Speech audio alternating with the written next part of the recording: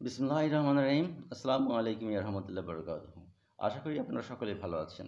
আজকে যে টপিকটা নিয়ে আমি কথা বলবো সেটা হলো our body temperature vice versus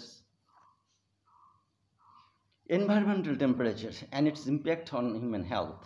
অর্থাৎ এই যে আমাদের বডি টেম্পারেচার এবং এনভায়রনমেন্ট টেম্পারেচার, এই দুইটা টেম্পারেচারের ভিতরে পার্থক্য আছে এবং আমাদের বডি কোন টেম্পারেচার সবথেকে ভালো অ্যাক্টিভিটি করে এবং আমাদের ভাইটাল অর্গানগুলা সিস্টেমগুলো সবথেকে ভালো থাকে, হেফাজতে থাকে, সেই জিনিসটা নিয়ে আমি কথা বলবো। Extreme temperature, both hot and cold, can significantly impact human health.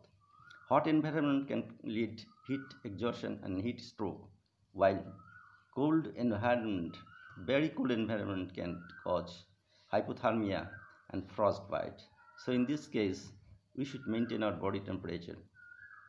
And how our body works well in thermoneutral zone temperature. এই থার্মোনিউট্রাল জোন টেম্পারেচার বলতে আমরা কি বুঝি? এই থার্মোনিউট্রাল জোন টেম্পারেচার বলতে বুঝি যখন এনভায়রনমেন্টের টেম্পারেচার 20 থেকে 25 ডিগ্রি সেন্টিগ্রেড তাপমাত্রার ভিতরে থাকে, তখন আমাদের সিস্টেম সব থেকে ভালো ফাংশন করে।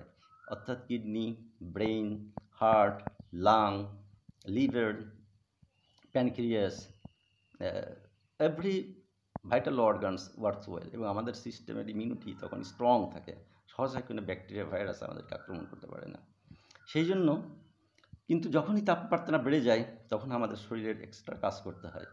তখন আমাদের সিস্টেমটাকে কুলিং ডাউন করার জন্য কুলিং ডাউন মেকানিজম কাজ করে, অর্থাৎ অতিরিক্ত পানি বের করে দেয়, দিয়ে আমাদের শরীরকে ঠান্ডা করে এবং ইলেকট্রোলাইট ইমব্যালেন্স হয়ে যায়। সেই কারণে আমাদের গরমের সময় অতিরিক্ত পরিমাণে পানি খেতে হবে, যাতে আমাদের ইলেকট্রোলাইট ব্যালেন্সটা ভালো ঠিক থাকে।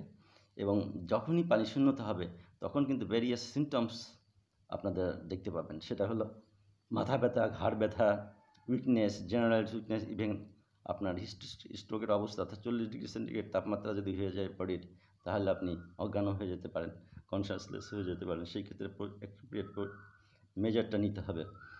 অন দ্য আদার হ্যান্ড, ঠিক একই অবস্থায় ঠান্ডার সময় কিন্তু আমাদের বডি টেম্পারেচার যেন 37 ডিগ্রি সেন্টিগ্রেড তাপমাত্রা থাকে, অর্থাৎ আমরা কাপড় চোপড় পরবো, গরম কাপড় চোপড়, এবং আমাদের বাইরের তাপমাত্রা যখন 10-12 থাকে, সেই তাপমাত্রা যেন আমাদের সিস্টেম অ্যাবজর্ব না করতে পারে, আর আমাদের ভিতরের সিস্টেম যেন আমাদের ভিতরের টেম্পারেচার যেন বাইরে না যেতে পারে, সেইভাবে আমাদের কাপড় চোপড় পরে বেরোতে হবে বা কাজ করতে হবে।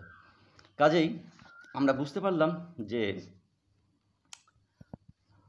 হাই টেম্পারেচারের সময় আমাদের কী কী অসুবিধা হতে পারে। আর এখন গরমকাল, এই জন্য আমি কনক্লুশনে বলবো যে স্টে হাইড্রেটেড, সবসময় পানি খাবেন প্রচুর পরিমাণে, ধীরে ধীরে কাপড় চোপড় পরবেন, যে কাপড় চোপড় পরলে পরে আপনার ভালো লাগবে।